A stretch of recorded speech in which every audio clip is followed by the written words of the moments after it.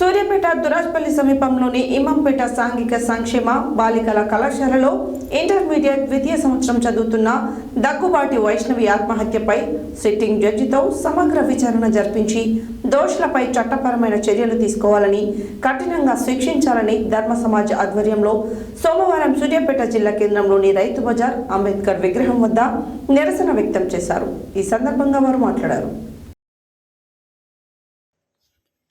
సూర్యాపేట దురాజ్పల్లి సమీపంలోని ఇమాంపేట సాంఘిక సంక్షేమ బాలికల కళాశాలలో ఇంటర్మీడియట్ ద్వితీయ సంవత్సరం చదువుతున్న దగ్గుబాటి వైష్ణవి ఆత్మహత్యపై సిట్టింగ్ జడ్జితో సమగ్ర విచారణ జరిపించి దోషులపై చట్టపరమైన చర్యలు తీసుకోవాలని కఠినంగా శిక్షించాలని ధర్మ సమాజ్ పార్టీ ఆధ్వర్యంలో సోమవారం సూర్యాపేట జిల్లా కేంద్రంలోని రైతు బజార్ అంబేద్కర్ విగ్రహం వద్ద నిరసన వ్యక్తం చేశారు.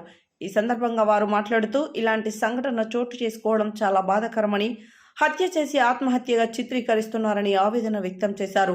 ఇలాంటి చర్యలు పునరావృతం కాకుండా ప్రభుత్వం కఠినమైన చర్యలు తీసుకోవాలని కోరారు. దగ్గుబాటు వైష్ణవి ఆత్మహత్యపై విచారణ జరిపించి ఆ కుటుంబానికి న్యాయం చేయకపోతే ధర్మ సమాజ్ పార్టీ ఆధ్వర్యంలో జిల్లా వ్యాప్తంగా ఆందోళన కార్యక్రమాలు నిర్వహిస్తామని హెచ్చరించారు. ఈ కార్యక్రమంలో ధర్మ సమాజ్ పార్టీ జిల్లా కమిటీ బాధ్యులు కొండమీది శ్రీనివాస్, విజయరామరాజు, సైదులు, రమేష్, అంబేద్కర్, మహేష్, నగేష్, నరేష్ తదితరులు పాల్గొన్నారు.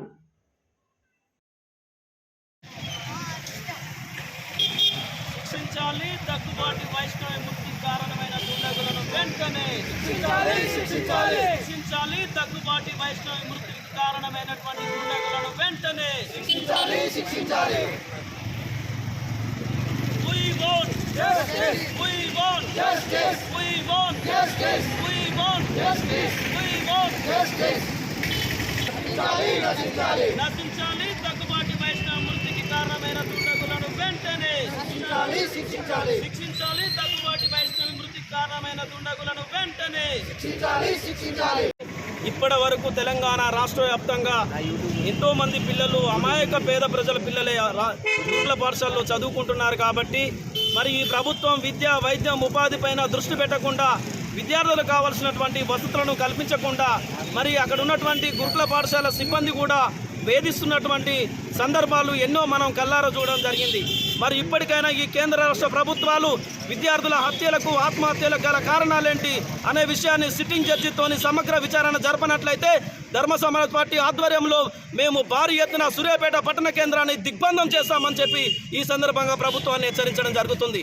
ఎందుకంటే ఎన్నాళ్ళ నుంచి వెళ్ళి పేద ప్రజలు రెక్కాడితేనే డొక్కాడుతున్నటువంటి కుటుంబాలు మా పిల్లలు చదువుకొని ఉన్నత ప్రయోజకులుగా మారుతారని చెప్పి గురుకుల పాఠశాలకు పంపిస్తే ఈ ప్రభుత్వంలో ఉద్యోగాలు చేస్తున్నటువంటి గురుకుల పాఠశాల సిబ్బంది ఎన్నో రకాల మహిళా విద్యార్థులను వేధిస్తున్నటువంటి సందర్భం.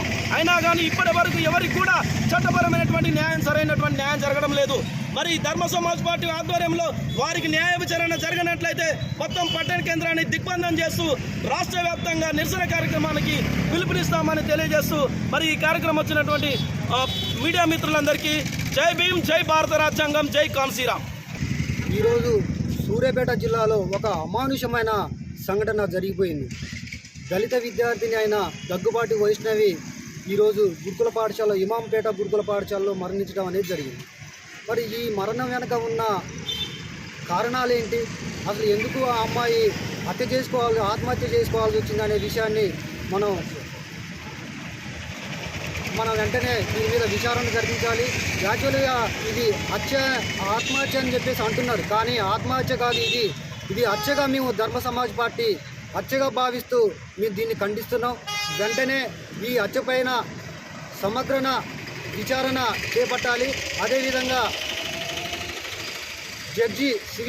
సింగిల్ జడ్జితోటి న్యాయ విచారణ జరిపించి ఆ కుటుంబానికి వెంటనే న్యాయం జరిగే విధంగా ఈ ప్రభుత్వం చర్యలు చేపట్టాలని చెప్పేసి కోరుకుంటూ, అదేవిధంగా ధర్మ సమాజ్ పార్టీ రాష్ట్ర అధినాయకులు విశారదన్ మహారాజ్ గారి